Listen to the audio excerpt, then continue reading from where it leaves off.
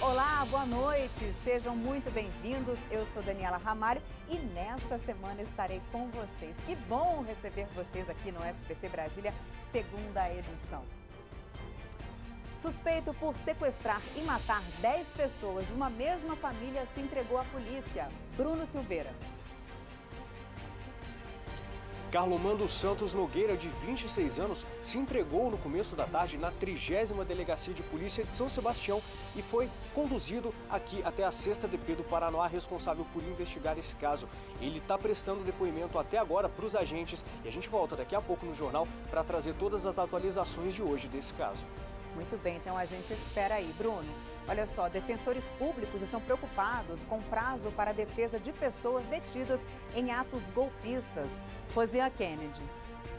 É que a Defensoria Pública da União, por exemplo, está atendendo 200 dos presos desses atos golpistas de 8 de janeiro. E ainda não teve acesso às denúncias, teve somente acesso ao material da audiência de custódia. Espera ter acesso a esta documentação até o fim de semana, porque diz o seguinte: não dá para preparar a defesa do dia para a noite. Com certeza, daqui a pouco a Rosinha volta então com mais informações pra gente. Olha, e o GDF já tem novo secretário de Segurança Pública. Sandro Avelar foi anunciado hoje. Confio absolutamente nas forças de segurança do Distrito Federal. Nós temos um material humano espetacular. É o que você vai ver agora aqui no SBT Brasília, segunda edição.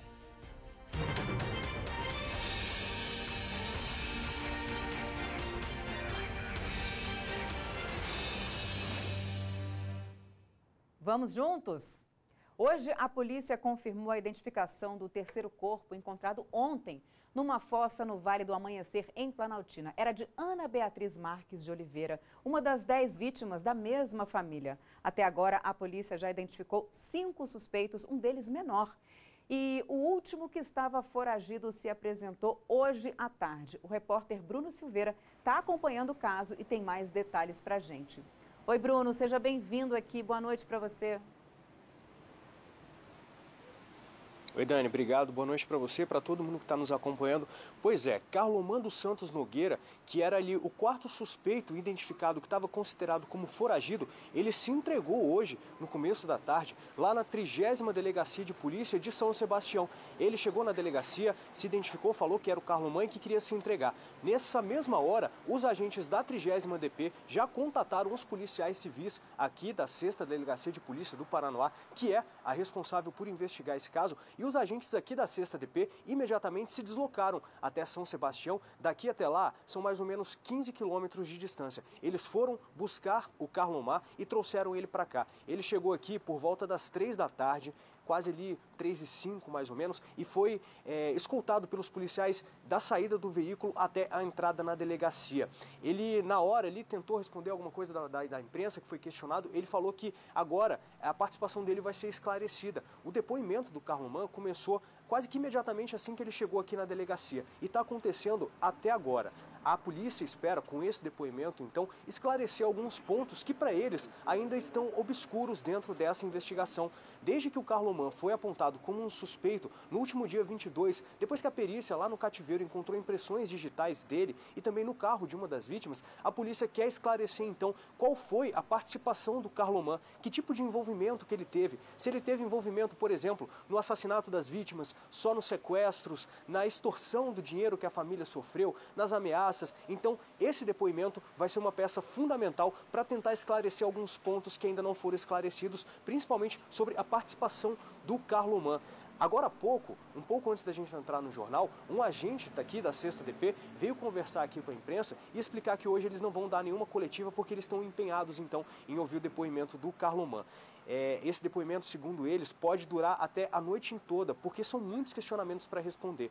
A polícia, ainda agora há pouco, antes da gente entrar no jornal, chegou uma viatura descaracterizada aqui, que, segundo informações que a gente tem, pode ser com outro suspeito. Então, o 6º suspeito identificado. liberado, depois do Carloman, que se entregou hoje de manhã, e o adolescente que foi apreendido ontem à noite, depois de uma denúncia anônima. Então, a lista agora pode chegar a 6 suspeitos, nesse caso que já é considerado, Dani, a pior chacina que já aconteceu aqui no Distrito Federal. A participação desse adolescente foi só para mover alguns móveis, segundo ele mesmo. Ele recebeu ali R$2.000 do Horácio e depois ia receber mais R$3.000. A gente preparou uma reportagem com uma atualização completa de tudo o que aconteceu hoje. E, Dani, eu convido você e os nossos telespectadores para acompanhar essa reportagem. A polícia chegou à delegacia do Paranoá trazendo o Carloman dos Santos Nogueira por volta das 3 da tarde. A equipe foi buscá-lo em São Sebastião, onde ele teria se entregado horas antes da polícia ter oferecido uma recompensa de R$20.000 por informações sobre o seu paradeiro. Ontem à noite, uma denúncia anônima levou policiais militares até um adolescente de 17 anos suspeito de envolvimento no crime. Ele foi ouvido e liberado. Contou aos investigadores que foi chamado para ajudar em uma mudança que levou móveis até o cativeiro em Planaltina. Ele não disse que foi procurado por um dos mentores da chacina para realizar um tipo de trabalho e em troca disso receberia R$5.000. Fez algumas viagens até o local do cativeiro, fazendo mudanças da fazenda até o cativeiro. E durante algum período esteve presente lá no cativeiro enquanto vítimas estavam lá. A Polícia Civil confirmou a identidade do último dos 10 corpos encontrados. É da filha de Cláudia Regina Marques, Ana Beatriz, identificada por um exame de DNA. Nesta quinta-feira, a Polícia Civil do Distrito Federal deve concluir o inquérito do caso para apresentar ao Poder Judiciário ao fim do prazo legal de 10 dias após a prisão dos primeiros suspeitos, Gideon Batista e Horácio Barbosa. Mas os agentes vão continuar com as investigações e não descartam a hipótese de envolvimento de outras pessoas no caso. A quebra dos sigilos telefônicos e bancários deve ajudar a desvendar essas suspeitas. Um advogado contratado pela mãe de Elisamar vai atuar como assistente de acusação. Ele vai pedir apoio da polícia para dar segurança aos familiares da cabeleireira. Estas imagens de câmeras de segurança mostram Elisamar e 2 dos filhos saindo do salão onde a vítima trabalhava no dia em que desapareceram. Este outro vídeo, divulgado pela família, mostra as 3 crianças brincando na chácara. A família está aterrorizada, inclusive com medo. Há indícios de ameaça contra a família, entendeu? Por isso que daí o delegado não descarta a hipótese do envolvimento de outras pessoas. E olha, foi confirmado hoje o nome de Sandro Avelar como secretário de Segurança Pública do DF. O anúncio foi feito pela governadora em exercício, Celina Leão. O nome do delegado federal já estava sendo cotado e recebeu o aval do ministro da Justiça, Flávio Dino. Experiente, Sandro Avelar já atuou no cargo de secretário de Segurança na gestão de Agnello Queiroz, de 2011 a 2014. Também já foi diretor do Sistema Penitenciário Federal, no Ministério da Justiça. O delegado assume o lugar deixado por Anderson Torres, exonerado em 8 de janeiro após os atos terroristas em Brasília. Desde então, a segurança pública do DF está sob intervenção. Ricardo Capelli fica na função até o fim do mês com a missão de apurar os responsáveis pelas falhas nas ações de segurança pública nos atos de vandalismo durante a invasão ao Palácio do Planalto, Congresso Nacional e STF. Para a governadora em exercício, Celina Leão, Sandro Avelar é o nome que vem na hora certa, por sua experiência que vai ser já testada no próximo dia 1º com a reabertura dos trabalhos no Congresso e no Supremo Tribunal Federal. A minha ideia é, chegando à Secretaria de Segurança, avaliar, as condições de trabalho que vêm sendo desenvolvidas. Tenho boas informações a respeito disso. Confio absolutamente nas forças de segurança do Distrito Federal. Nós temos um material humano espetacular. E eu chego com tranquilidade, sabendo que terei tempo de conhecer a equipe que está trabalhando, e dali, se for o caso, tomar alguma posição no sentido de mudar, fazer alguns ajustes, mas hoje chego com a tranquilidade de quem sabe que a equipe que lá está é muito boa. Sandro Avelar deve assumir em fevereiro já que até o dia 31 de janeiro o DF continua sob a tutela do interventor da Segurança Pública, Ricardo Capelli. A expectativa era que hoje Ricardo entregasse ao STF um relatório sobre as falhas nas ações da Polícia Militar que permitiram que vândalos invadissem e depredassem o Congresso Nacional, o STF e o Palácio do Planalto. A gente sabe que parte desses vândalos que foram identificados está detida nos presídios aqui do DF, Papuda e na Colmeia. Vamos então conversar com Rosiane Kennedy para entender melhor essa situação. Rosiane, boa noite para você, seja bem-vinda. A Defensoria Pública do DF e a Defensoria Pública da União pretendem pedir ao STF que eles sejam transferidos para os estados de origem. Conta pra gente. Boa noite, Dani. Boa noite a todos. Vai ser caso a caso esta análise, Dani. Eu conversei com defensores, tanto o Defensor Público da União e o Defensor Público aqui do Distrito Federal, e eles me explicaram, por exemplo, que tem gente que foi presa no dia 8 de janeiro que não quer ser transferida para o estado de origem. Alguns dos motivos que eles apontam, eles dizem, olha, a situação dos presídios em determinadas regiões é muito pior do que o que eles estão enfrentando aqui no Distrito Federal. E aí eles ficam com medo em relação à própria segurança. Além disso, o contato que eles tiveram durante meses no acampamento em frente ao QG fez com que eles conhecessem algumas pessoas que, no final das contas, estão presas juntas agora neste momento. Então, esta análise vai ter que ser caso a caso. Um ponto que preocupa a Defensoria Pública da União, por exemplo, é o acesso às denúncias feitas contra esses presos. Por quê? Porque a Defensoria teve acesso ao material da audiência de custódia, mas agora vai precisar defender esses presos, né? A Defensoria Pública, no caso das pessoas que não têm um advogado de defesa. E olha só o número, como que chama atenção. A Defensoria Pública da União está atendendo 200 pessoas que foram presas nesses atos de 8 de janeiro. Eles tiveram uma reunião, os representantes da Defensoria Pública tiveram uma reunião com o Supremo Tribunal Federal, o ministro Alexandre de Moraes, para expor a situação que esses presos estão e detalhar, por exemplo, a necessidade de acesso para ter tempo hábil para apresentar esta defesa.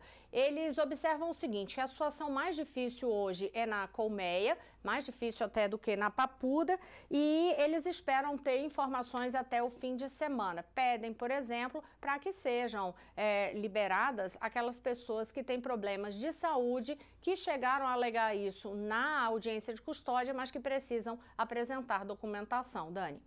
Muito bem, Rosiane Kennedy trazendo ao vivo as últimas informações aqui para a gente. Rosiane, obrigada pelas suas informações. Bom trabalho para você.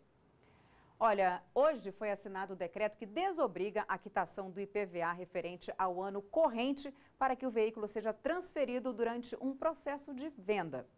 É preciso apenas que os débitos referentes a IPVAs de anos anteriores sejam quitados, mas o débito relativo às parcelas a vencer continuam sob responsabilidade do vendedor, porque continuam registradas no CPF ou no CNPJ do proprietário anterior. E por falar em IPVA, você já parou para pensar quanto custa para manter um carro? Uma pesquisa da Serasa revela que os gastos com automóvel são a segunda maior despesa dos brasileiros. Guilherme Glória. Combustível, IPVA, licenciamento, seguro. Estas são algumas das despesas mais comuns de quem possui um automóvel. O João Paulo é motorista particular e também atende por aplicativo. Ele conta que os gastos com gasolina são diários e ainda tem as parcelas do financiamento para somar nessa conta. O valor da parcela, no caso, é 853 a parcela, que é algo assim que pega também porque, além dos gastos do carro, tem gasto também de casa, contas, outras coisas, né? Já o Vitor tinha um carro, mas para economizar, preferiu comprar uma moto. Eu estou tendo uma economia mensalmente, em média de 800 a R$1.000 com a moto.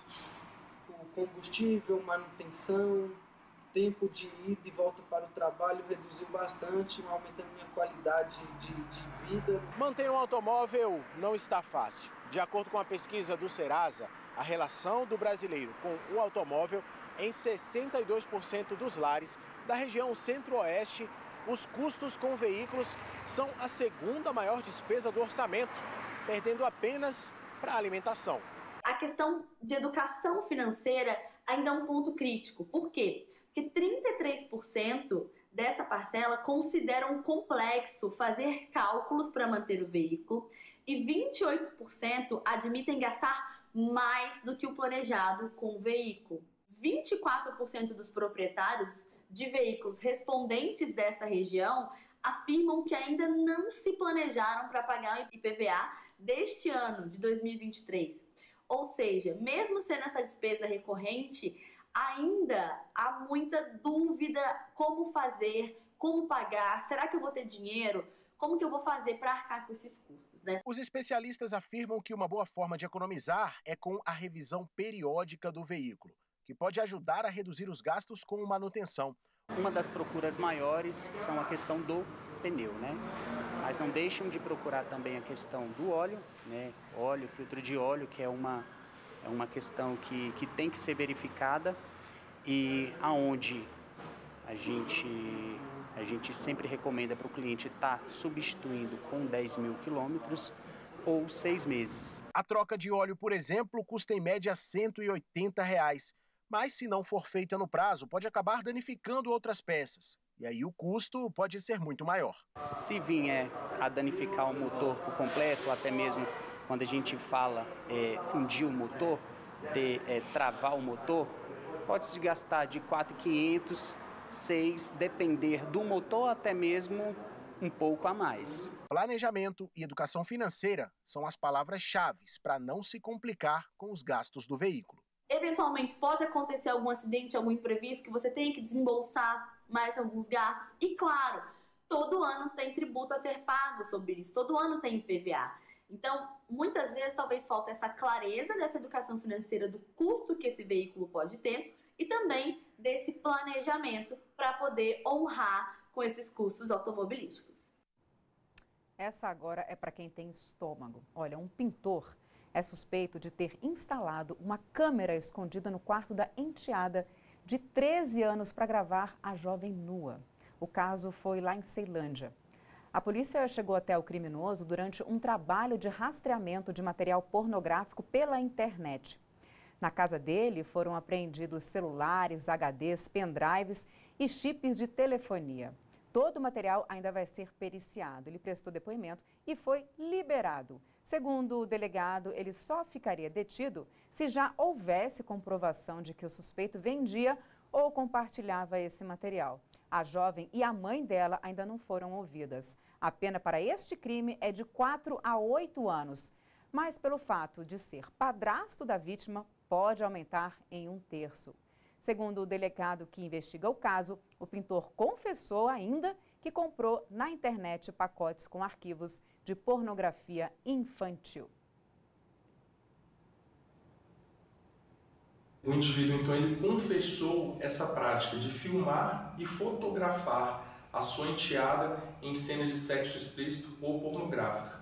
Lembrando que ele também afirmou que realizou a compra de packs, de pacotes da internet, de vídeos e imagens que continham cenas de sexo de criança e adolescente. Então a Polícia Civil do Distrito Federal traz um alerta às famílias. É importante verificar que várias crianças, adolescentes estão realizando a venda desses packs, esses pacotes, com várias fotografias, vários vídeos e são vendidas, são compartilhadas na internet. Ficar de olho, né, gente? E olha, a Polícia Rodoviária Federal apreendeu milhares de garrafas de bebidas alcoólicas na BR-020. O motorista não tinha nota fiscal da mercadoria, que pode ter sido adulterada. Uma carga avaliada em quase R$400 mil. As 16 mil garrafas foram apreendidas em uma abordagem da PRF na região de Planaltina. Foi depois de verificar um defeito no caminhão que os agentes decidiram pedir para que o motorista parasse no bloqueio. Na abordagem, os policiais confirmaram que se tratavam de uma mercadoria que estava sendo transportada sem nota fiscal. Desconfiaram ainda que poderia se tratar de uma mercadoria adulterada. O motorista de 48 anos, que não tinha passagens pela polícia, disse que a encomenda iria de Lusiânia para o estado de Pernambuco. Um senhor de 48 anos, a gente verificou ele não tem antecedentes criminais. A princípio, só estava levando a carga mesmo, sem conhecimento do que se tratava. Foi identificado como um crime tributário, foi acionada a Receita do Distrito Federal, que foi lá, constatou o crime tributário, e também a gente verificou que a carga possivelmente pode ser falsa também. Um homem foi preso por receptação depois de comprar um videogame furtado em Vicente Pires. Os agentes cumpriram um mandado de busca e apreensão e recuperaram um videogame de alto valor. Durante a investigação, apuramos que esse aparelho de videogame estava em poder de um homem morador da Ceilândia que o havia adquirido no mesmo dia do furto praticado. Foram representar então o Poder Judiciário pela expedição de um mandado de busca para o endereço desse cidadão e na data de hoje foi deflagrada a operação visando o cumprimento desse mandado. De acordo com a polícia, o receptador afirmou que não sabia que o videogame era roubado e disse que pagou R$ 2.500 no aparelho. No local, a polícia descobriu também que o homem criava, sem autorização ou registro ambiental, um papagaio. Nós constatamos que o autor estava mantendo em cativeiro um animal silvestre do tipo papagaio, razão pela qual ele restou autuado por esse crime ambiental. O homem acabou autuado por 2 crimes, receptação e por manter animal silvestre. E a gente volta já. Bom, e é muito bom esse serviço do GDF, né, nessa construção de túneis e lagoas de contenção, porque vem mesmo nessa hora que chove bastante. Porque, olha, aconteceu hoje, no fim da tarde, no túnel que dá acesso ao aeroporto. Dá só uma olhada. Por causa das chuvas, o túnel ficou alagado e com a água represada que desceu como uma cachoeira, o trânsito ficou bloqueado nos 2 sentidos da via e provocou um longo congestionamento.